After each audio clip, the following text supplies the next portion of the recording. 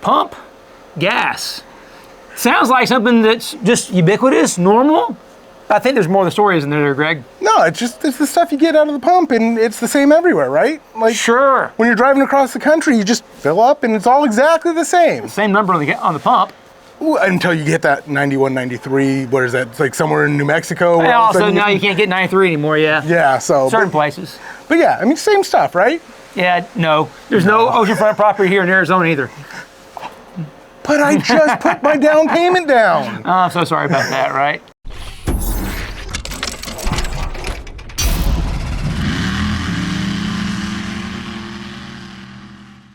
Hate to bust your bubble there, but fuel is one of these things that is a much bigger variable than most people imagine.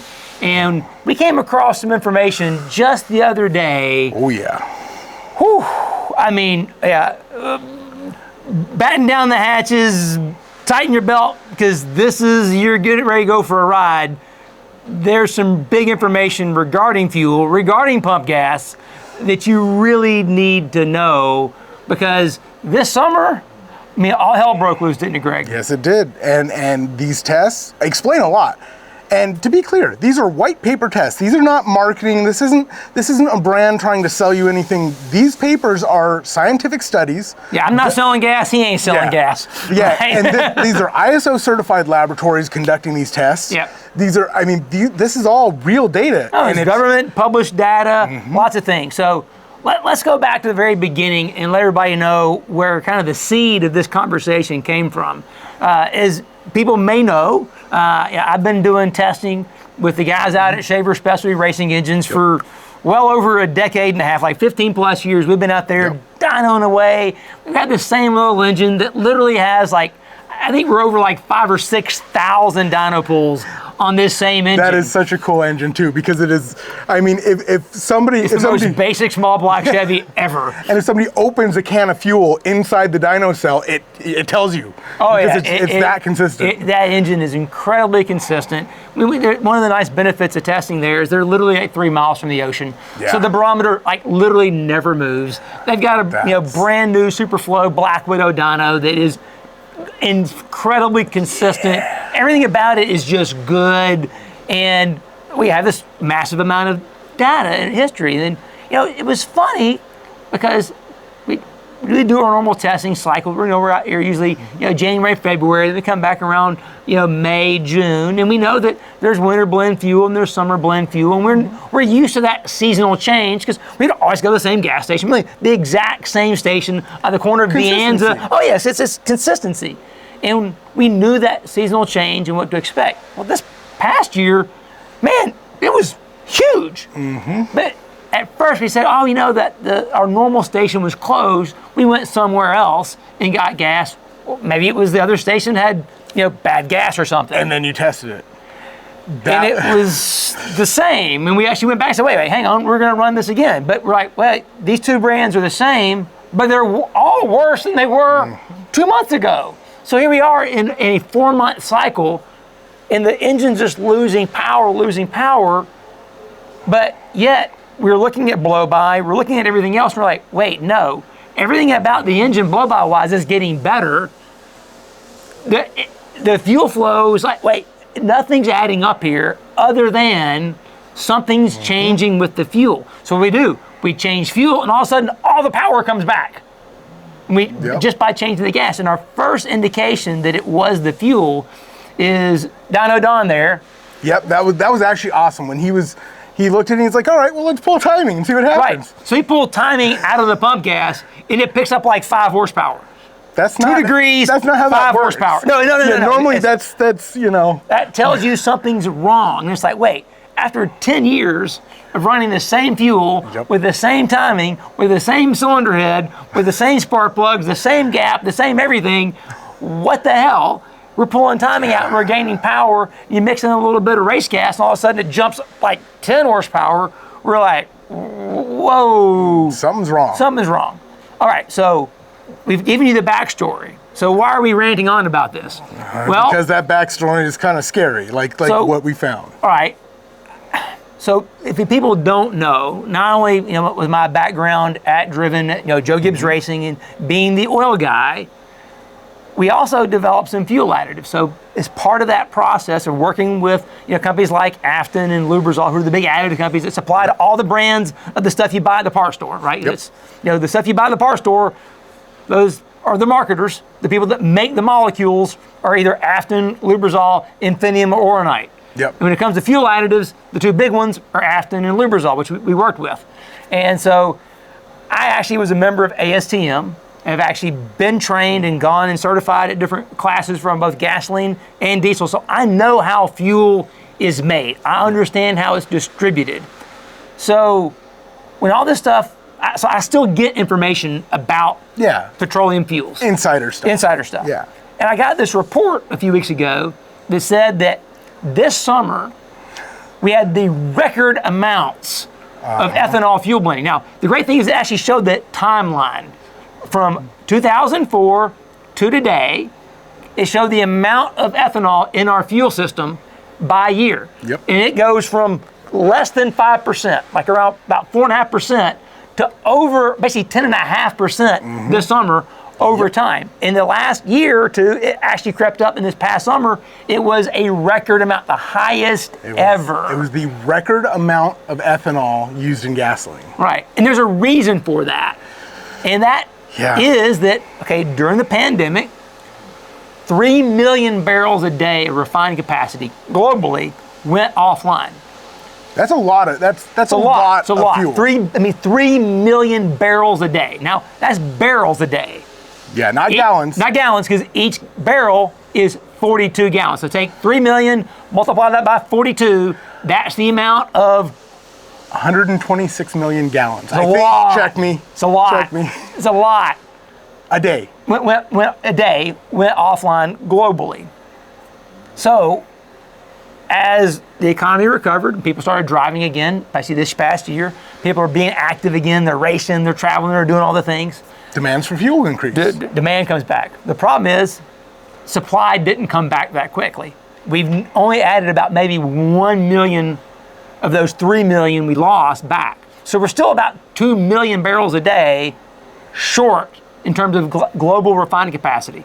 And some of it may never come back, but that's a whole nother story. Yeah, so the reality is you've got more demand than you have supply. So what the government did was they issued these waivers. We'll talk a bit about what these waivers are, Greg, because this is the beginning of the story, right? Yeah, so I dug into this. They're 40-day emergency waivers, and they basically remove the maximum amount of ethanol that can be put into fuel, which is E10. Everybody knows the little stickers on the pump that says this pump may contain a maximum of 10% ethanol. Yeah, that's this summer gone. Hey, look away. That's hey, 40-day waivers. So you're like, oh, that's not bad. Well, throughout the entire summer blend period, there was never a single day that did not have a waiver. So they could put as much ethanol as they wanted in our fuel. They did, and we saw that in the data, right? Yeah. They took advantage of that. Absolutely. But I mean, global ethanol use was the highest ever. Right, and it only makes sense because when they're making the fuel, if they're limited in what they can refine, well, if you add more ethanol to it, now you can actually create more blended fuel because refineries don't put ethanol in the fuel at the refinery.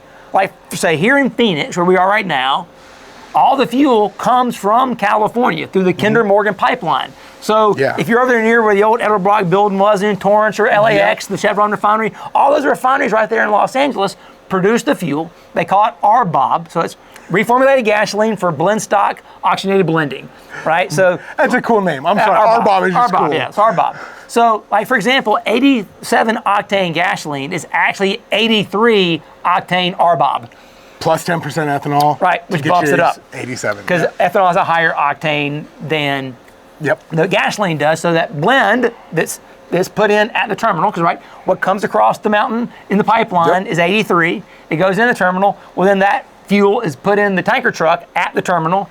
They splash blend in the 10% or more ethanol. That blows me away that it is splash blended in the tanker truck on the way to the station. Yes, sir. That part.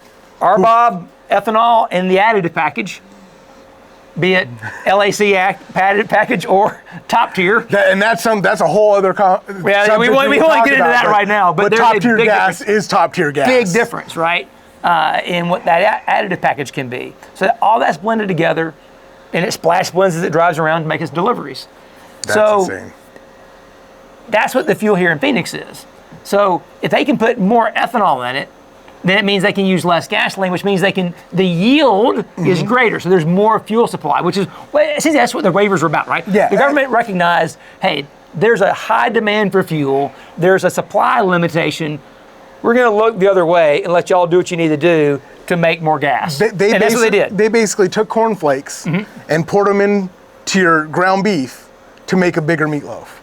And all you people that have struggled out there and didn't grow up rich know exactly what I'm talking about. So you know exactly what I'm talking about. But so more filler. Yeah, well, and the scary thing in the white paper is it actually notes that most vehicles that are not flex fuel are only built to withstand 10% ethanol. Right. They say that's a problem. And so what really kind of brought this conversation about to me was, man, me and Don this summer, we scratched our heads, we struggled. Yeah. We actually gave up, right? We literally gave up on pump gas, called the guys at VP and said, we need fuel. We need some kind of fuel that we can use that can be a consistent replacement for this pump gas. I don't want something leaded. I want something that's unleaded that we can run. And so we ended up, C20, right? C20 is what we use, right? Actually, they came back and said, that's not the best fuel to tell people really? about. Oh, okay. So it's a great fuel for what you're doing, because you're using it on the dyno, but that's probably not the best fuel for people to use in the street, because it's really a race gas. It's got a lot of aromatics in it that can really mess with seals and things like that. So don't run out and buy a C20 just because we're using C20 on the dyno. Yeah. It's... But it's for testing. It's perfect. Consistency. Yeah, it's the perfect fuel to replace the pump gas for what we're doing for consistency. Yeah. So we gave up on pump gas, made the switch to the VP C20. We're super happy with it. Works great. But the reality was we were still scratching our head and saying, man, what happened here? Because we could see. I mean, we've been doing this for years. And we're like, man, something happened with the fuel this year. And the funny thing is we made those videos. That showed the difference. Between the winter blend and summer blend and then coming back, two different videos. We go through this whole process that we live. It was your process of elimination, because you even did the Mobil versus Chevron, because you did. And that was negligible. Right. That was the same. Yeah, they were the same. So we did all this research, and we're like, man, something really changed, but we didn't have any proof that something had changed other than our own experience. You had data. We had data that said something changed, but we didn't have any documentation that said, yeah, we changed something. Until we got that white paper. That stuff. Then we're like, wait, there's a white paper that says, yeah, it changed. And we have the results that said, yeah, it changed. And that's scary that this is such a huge deal and they're not even hiding it. But they did hide it because they didn't, summer's over. Right. We had the report in December. Yeah, they didn't tell us in during the summer. Time. No. Like, I have no idea what was going in my car at the pump, which thankfully I have NOx sensors, so my car's fine. That's the key thing, Greg, because people who have NOx sensors where their ECU is adjusting for that fuel quality change didn't experience anything. But after that second video, when we really said, hey, there's a problem. We don't know what it is, but there's a problem, and we're jumping off the pump gas ship. We got so many engine builders from all around the country contacting us saying, yeah, we're like having to pull 5 or 6 degrees of timing out of our engines right now. Yeah. Because of this. It's all kinds of different stories. So this was something that was happening to people with carburetors where their system isn't able to compensate for it. Yeah, that's the 100%, 180 degree swap, right? Yep. From modern EFI that is live tuning itself to something that is not really tolerant of changes. And I'm not bashing carburetors. I'm just saying. I love carburetors. You set it and forget it, and it makes it easy to estimate ET at the track, and they're great. But if you start messing with them, they're going to tell you whether they like it or not. That's the wonderful thing about a carburetor is the engine tells the carburetor what it wants for fuel. Unfortunately, the carburetor can't tell the engine, hey, what I'm giving you is junk today. Yeah, there's no qualities. There's no quality. Yeah, the carburetor can't say, oh yeah, this is really good gas or this is really crappy gas. It just says Yeah. you need a volume of fuel. I'm going to give it to you. I have this size hole. This much fuel goes through that. That's what you get. Right? Yeah. Sorry. I hope that works out. You Yeah. know? So I hope this is actually helping maybe turn some light bulbs on for some people that maybe struggled, had some problems this past year, and you're like, man, I've been scratching my head trying to figure out what changed. Mm-hmm. The fuel changed if you're running pump gas. And it was big. I mean, I was actually talking to someone at work, and he was saying, well, I had that weird misfire issue with the Suburban. And if you follow our magazine, you know exactly who and what I'm talking about. So I pulled up that map from the white paper, and I said, can you give me a quick little jaunt of where you went to pick up because he picked up a shell. Right. He drove from one area? One section of fuel type through a blank area with no restrictions whatsoever into a third. So no wonder he got 3 different types of gas on that one trip. Right, so we should explain what's going on. So we say pump gas, and like we said at the very beginning of the video, there's 87, there's 89, there's 91 or 93 or 92, depending upon what part of the country you're in. And we're not going to talk about the high elevation 85 stuff. No, we're just going to leave that out. No, we know that's there, but we're just going to ignore it. Sorry, Colorado. But the issue is, there's actually 14 different blends of fuel throughout the country. Yes. That's not including the variation for octane. Yeah. That's just saying the California spec for gasoline is different than the Texas spec for gasoline, which is different than the Connecticut spec for gasoline. I mean, to be fair, within Arizona, there's 3 specs. Right. Because we have mountains, we have valleys, and we have just nothing, like regular desert that doesn't change. So we have 3 specs here. Yeah. So when you take into account these different specs across the country, then you throw in the variable of which octane you're using. Now you throw in the variable of the LAC, which is your lowest additive concentration, which is basically your standard detergent package, which is your barely cheap gas. Cheap gas, right? I mean, flat out. It meets the bare minimum of the government standards to be called gasoline. Top tier. Yeah, which has bespoke, well, it could be bespoke additive packages, but they all have to meet a top tier rating. Right. Like there's an actual spec. It's not just we're better than, I hate to throw AM/PM under the bus, but that 3 cents you save, there's a real spec, the reason why it's 3 cents cheaper. And that's actually not just a number I pulled out. That was actually the white paper's average price difference between top tier and LAC. Yeah.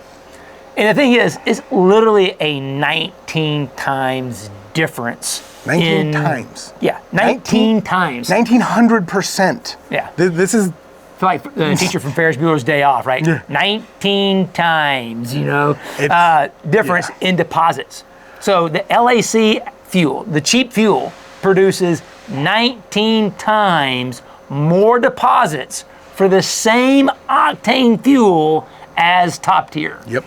That's mind-blowing. In the test, they actually said it can build up, have so much buildup within the test, that there's physical, mechanical interference between valves and moving components and cause actual mechanical failure. So you're talking pistons with so much buildup, they're now hitting valves with so much buildup, they're hitting guides. Yeah. I mean, physical destruction because you use cheap gas. I mean, I know everybody's dad told them, don't use cheap gas, it'll ruin the engine. We have scientific data to prove that. Yeah. Well, yep. So my son is actually working at RF Engines, which was an engine shop here in Concord, and they tear down a lot of these Mini Cooper engines. Okay. Which the Mini Cooper engine is a 4-cylinder turbocharged direct injected BMW engine. Yeah, they're cool little engines, right? For sure. So guess what? In a BMW, those engines hardly ever have any problems. But in a Mini Cooper, they blow up all the time. What's the difference? Is the guy that can afford the BMW buys the good gas. It's the user. The dude that buys the Mini Cooper is buying the cheap gas. It's the gas is the only thing that makes the difference between this engine that works great and this engine that grenades all the time. Because the pistons come back. He shows me pictures of these pistons, Greg. I mean, they are horrendous in terms of deposits. And you're like, I showed him the AAA thing. He's like, oh yeah, this is the problem right here. I've literally with a chisel chipped off carbon, like off that base LS 4.8 that I got. Yeah. I before I soaked it in Berryman's, I took a chisel and hammer. I mean, there was physical, measurable with calipers. I didn't need anything special. Thickness of carbon on those pistons. So the point being is there's a huge difference in pump gas. You got all these different blends, you got all the different octanes, you got top here, you got LAC, right? So you got all these variances here.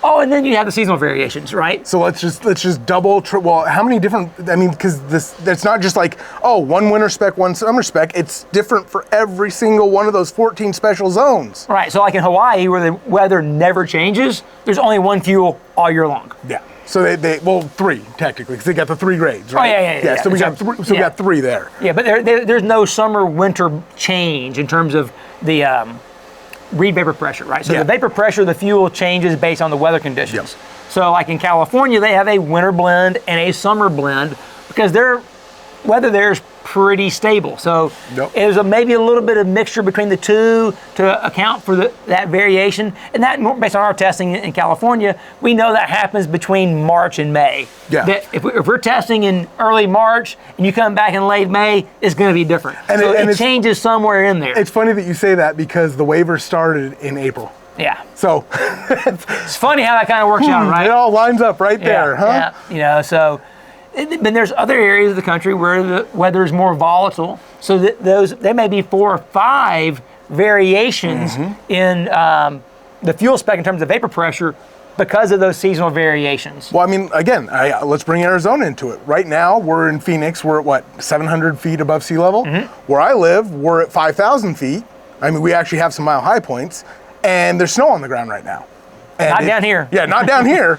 So just the hour and a half to get to my house, I know from seeing that map, we are in a totally different zone. Right. So we probably have, so if I fill up down here, it's going to be totally different than if I fill up the mountain. Absolutely. And drag week guys beware. Yeah. Right? Oh I mean, talk about it. And then the other thing too, you notice in that E85 or the AAA study on all this stuff was E85 and the fact that the spec range for E85 from the pump is 51% ethanol up to 85% ethanol. Yeah. You are big window. Yeah, I mean, there's a lot of guys who are doing E30 and E50 tunes. The E50 to E85 tune, when you're on that, on that ragged edge, is quite different.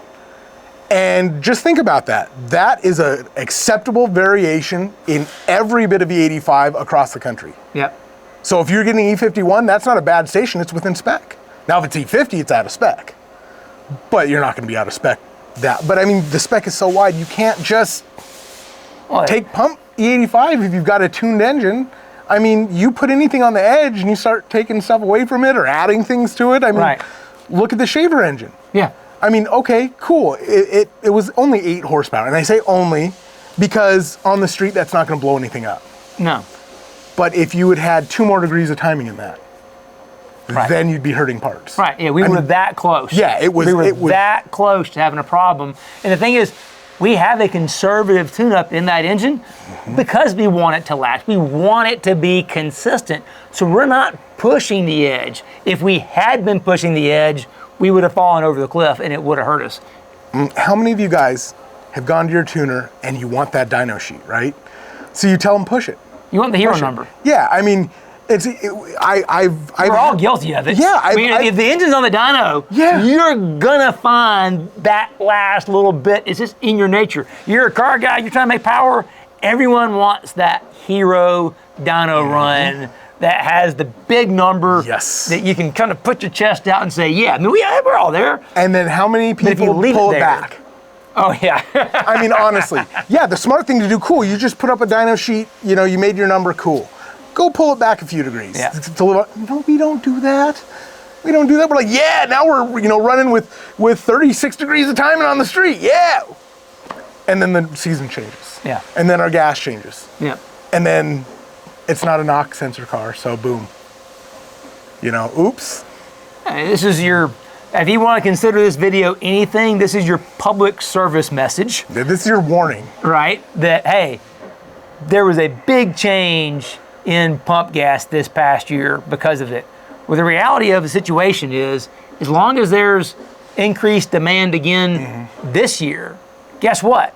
There's not going to be 3 million barrels a day of refining back by this summer. Now, there will be some that's come back, but we're probably going to see the same picture show again or some sequel to that same story this coming summer. So Yes. beware of that and just make your decisions accordingly. Yeah, we're not selling you anything. We're not trying to get you to buy anything or do anything. Just think. No. Think. Ethanol, The more you know. Yeah, ethanol is always going to be cheaper than gasoline. So anything they can do to put more ethanol in and get away with it legally, they're going to do. There's no reason for them not to. It increases their production. I'm not even going to get into profits. Right. Because it's cheaper, but same volume, so they're making more money. Whatever, I'm not going to get into that. And at the end of the day, they don't even have to tell you. Like that's the scary thing. There were no notifications on any pump I was at, and I know I was in an affected area. Not a single one. I didn't see anything either, right? Yeah. And I'm there, and I was kind of had the radar up, right? Man, my spidey senses were signaling this summer, and I'm looking around, and I don't see anything that's saying there's something that's changed, other than what my engine is telling me something's changed. So again, we're not trying to scare anybody. We're not trying to sell anybody anything. Just pay attention. Right. Just know that this is the situation. 3 million barrels a day refining went offline during the pandemic. Maybe 1 million barrels has come back. By this summer again, if there's that same level of demand this summer, there's still going to be a shortfall. This same trick's probably going to play out yet again. You still got to put the Kellogg's cornflakes in your ground beef. Probably going to happen, right, to make meatloaf. So your meatloaf is going to be less meat and a little more cornflakes, potentially. So just know that, so that you can make decisions accordingly. Maybe it is the right time to think, hey, I'm going to do drag reek, or I'm going to do this, I'm going to do whatever you're planning on doing this summer. Maybe it's time to look at a specialist type fuel. Or at the very least, try to bring all the fuel from the same source that you've tested on. Like just consistency. Just make sure that there's you know what you have. Right. Because another scary thing in that report, they never said how much ethanol they could put in there. There was a number anecdotally that said something about 15%. Yeah. And that was just comparing it. But they didn't say, there's nothing that says the limit is 15% now. It just says more than 10%. Is that 20%? Is that I don't know. You don't know. I'm going back maybe during the summer, we do some ethanol testing and see what the ethanol percentage is. I mean, maybe, but again, that's going to tell you for that station in that locale, who knows what they're doing wherever they're doing it. It's splash blended. You don't really know what's really in your pump. I mean, I just know from our experience, that engine at Shavers, here's the real numbers. From the spring, from March to July, when we ran it, we lost 15 horsepower if we kept the fuel the same. Down 15 on fuel.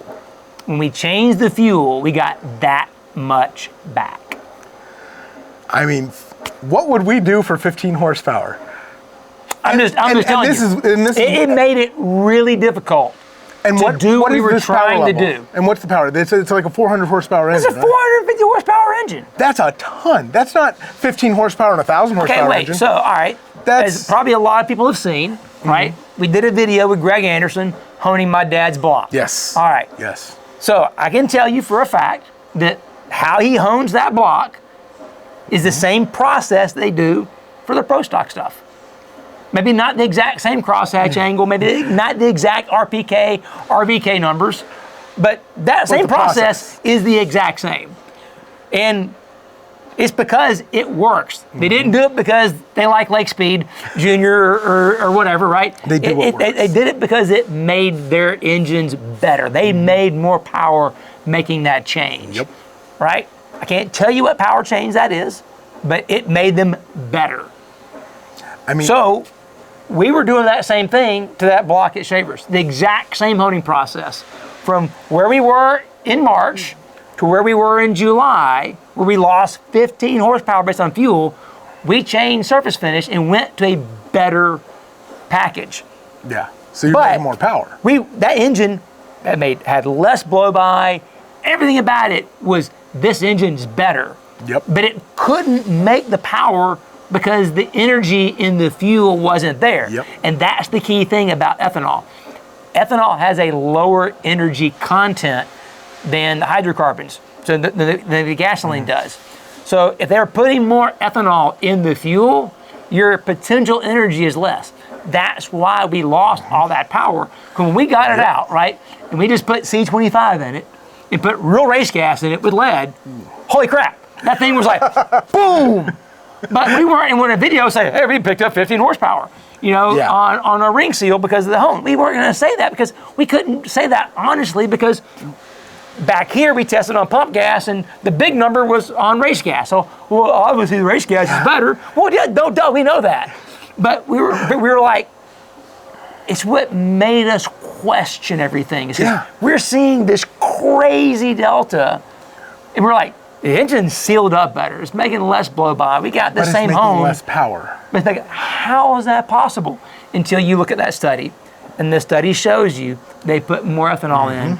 More ethanol has lower energy density, and if you're not going to change timing, you're not. I mean, you're gonna lose power. Yeah, I mean, but a perfect way to look at it is when you switch to E85, you generally need about 35% more fuel to make the same power. Another thing I've picked up on my daily driver, I actually have an air fuel gauge factory, and it's super accurate wideband. It's really cool. When I have 10% ethanol, stoichiometric changes. Oh yes, exactly. So all of a sudden, instead of 14.7 being perfect stoich, I'm at 14.0. Yeah. Because of that 10%. Now, what if my car wasn't smart enough to measure all that? All of a sudden, they've added 5, 10 more percent ethanol. Your stoichiometric ratio's a different point now, but that's not what you're tuned for because it's not seeing it. I know it in my car, which is a Porsche, and it has all the same wideband O2s and all that. If I run on 10% ethanol, 93, it runs different than it does on the Rec 90. Which has no ethanol in it. So it's a lower octane fuel, but it runs better on Rec 90 than it does 93. Because it's got more energy. 10%, yes. More energy. Exactly. I mean, at the end of the day, per fluid ounce, pound, however you want to measure your fuel. Moles. Sorry. Hey, chemistry nerd, can't help it, sorry. Hey, okay. Dr. Schuler, you're going to love this. You're going to love me for this. How many moles in a guacamole? I don't know. Avocado's number. Sorry. Chemistry nerds, but that was great. I love that. I'm sorry. We should probably end on that. Yeah, I'm sorry you guys had to witness that, but what we're saying is the truth. I mean, it is a scientific white paper. Again, nobody's trying to sell you anything. Just pay attention to what's coming out of your pump. Pay attention to how everything's behaving. If you think you're getting leave links for all the white papers in the article. Yeah, they'll all be in there. Read it. Do your own research. Don't believe it just because we're saying it. Yeah. I mean, but again, these are, I'm telling you, I promise you, these are legit independent labs doing this. Because like I said, be a better educated consumer. Yeah. The more you know, the better you'll do. And that's why we make these videos, is so that you can know better, so ultimately you can do better.